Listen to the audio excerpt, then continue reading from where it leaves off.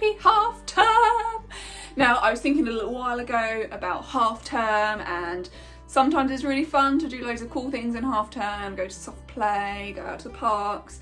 And unfortunately, we're not able to do loads of fun stuff. So I thought, what would be better than Helen's half-term challenges? So the challenges are going to be different each day. Some days it's going to be a making challenge. Some days it's going to be a doing challenge.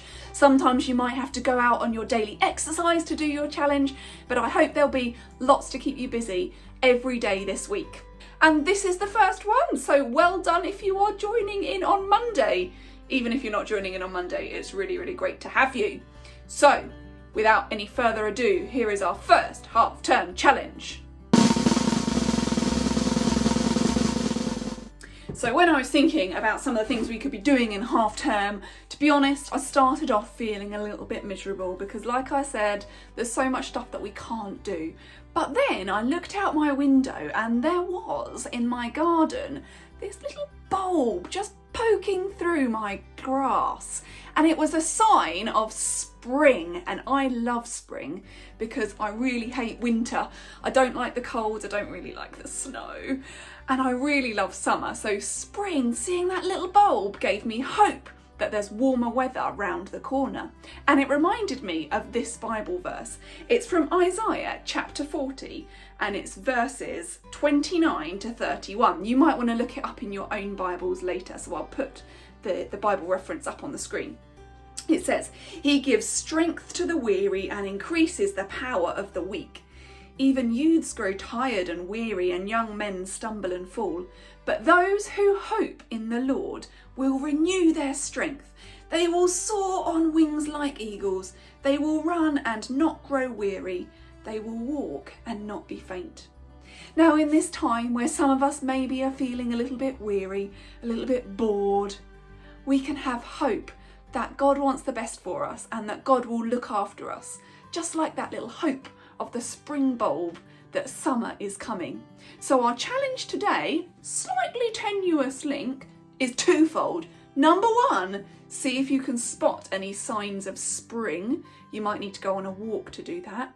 And number two, I'm going to show you how to make a really lovely spring card. And I wonder if you can think of who might need to get that card today. Maybe it's somebody that's a bit sad, a grandparent that's missing you, or maybe it's your next door neighbour who you haven't seen for a while, or your best friend from school if you haven't been to school for a while. So I'm going to show you how to make the card and then challenge you to send it to somebody who you think needs a little bit of hope today. You could even write that Bible verse in the card for them. Here's the craft. So I'm going to show you how to make a spring card, and what you need to make this is some strips of thin paper, some thin strips of paper. Can be any colour. I've chosen this kind of periwinkle colour, but it can be whatever colour you want. And then that's for the petals of the flower, and then you need some yellow paper or some orange or something like that to make the middle of the flower, and then you need some green for the stem and the leaves.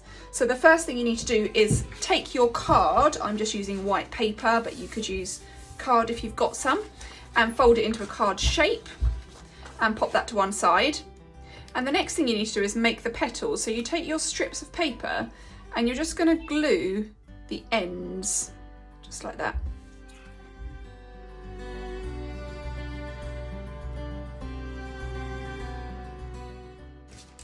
Now I've got 6 petals. You can choose however many petals you want to do.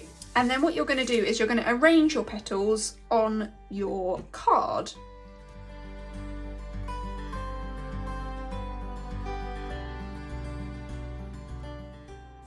And then depending on how 3D you want your flower to be, you could squash them down a little bit if you want to, or you can leave them nice and bouncy as well.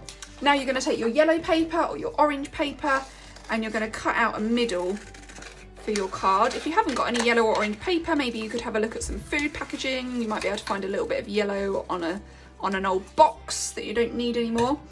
And just going to cut a circle from that and stick it in the middle.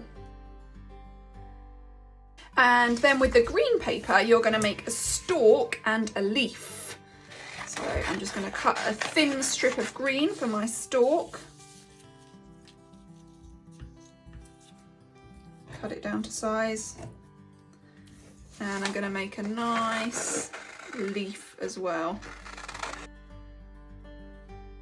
If you want to make your leaf 3D, then you can fold it in half, get a little crease in half, and then stick that on as well.